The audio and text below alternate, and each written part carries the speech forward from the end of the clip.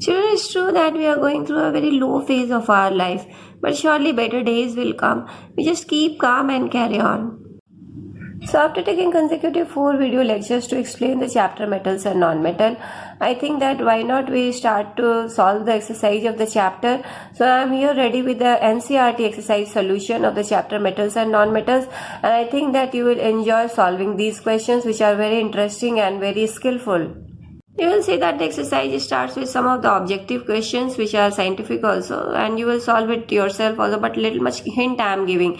Like one first question says that which of the following can be beaten into thin sheet. This is the property of malleability which can be found only in the metal. So you just try to choose the metal and you will get the right answer. Here, which of the following statement is correct? Like all the metals are ductile, all non-metals are ductile, generally metals are ductile, some non-metals are ductile. So in hurry, if you answer, then you will write that all metals are ductile, because you know that the ductility is the property of the metals.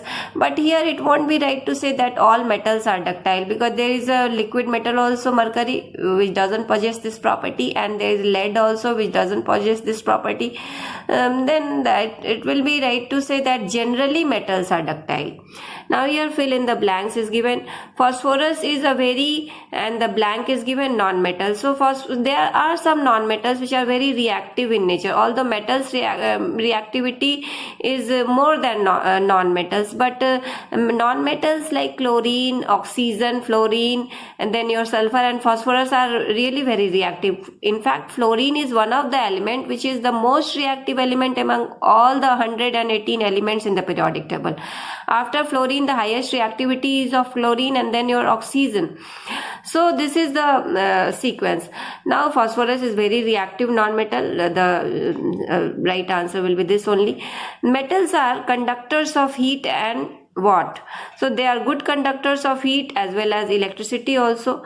Iron is reactive than copper, is more or less reactive. You know that iron is placed above the hydrogen in the reactivity series, and copper is placed below. So those which are placed below are noble metals, whereas iron is a reactive metal, so it is more reactive.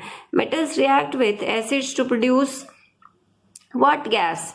I explained you in my just previous video lecture that the reactivity of metals with acid, they surely will produce hydrogen gas if they are reactive metals. So in this sequence only you will see that here some statements are given. You have to identify whether they are true or false. The first statement is your generally non-metals react with acid. This is true, completely false. Non-metals do not react with acid. Sodium is very reactive non-metal. It is right to say that it is very reactive. Copper displaces zinc from the zinc sulfate solution. No, it won't be right, because the copper is less reactive than zinc. So the which is more reactive will displace the less reactive.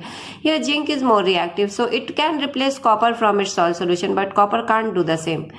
Coal can be drawn into ice. No, it's just not possible, because coal is just not a malleable or ductile element. It is a purely a non-metallic substance which is very brittle. A very typical question of chemistry, that is called what happens when.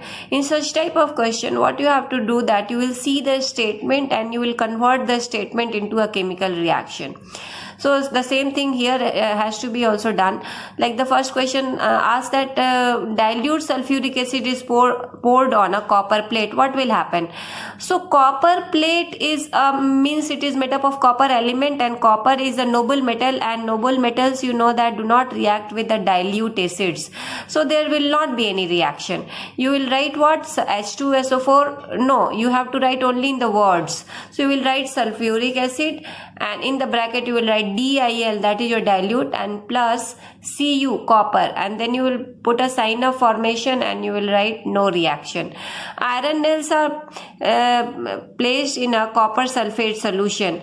So here there will be reaction. It is a typical displacement reaction. So iron plus copper sulfate forms iron sulfate plus copper. This will be the displacement reaction, and here it will be right to give the colors also, that the iron is gray in color, and then your copper sulfate is blue, and then iron sulfate is green, and copper is reddish brown. So these are the answers of these two questions. Now another question is that Saloni takes a piece of burning charcoal and collected the gas evolved in a test tube. How will she find the nature of the gas? It is very simple to answer. Actually, when the charcoal burns, the chemical reaction is with the carbon and oxygen. So C plus O2 forms CO2. This is the chemical reaction. So you will write down this chemical reaction in the as a word equation. C plus O2 CO2. You will write it as a word equation. And how will she find the nature of the gas? Nothing she has to do that. She will collect the gas in a test tube, and then she will try to put a wet litmus paper inside it, like the red litmus paper as well as blue litmus paper. You will see that the red litmus paper does not change any color, but blue changes its color from blue to red. This means that it is an acidic gas. Now guys, we will take up some give reason kind of question, which are actually the application level question. Aluminium foils are used to wrap food items.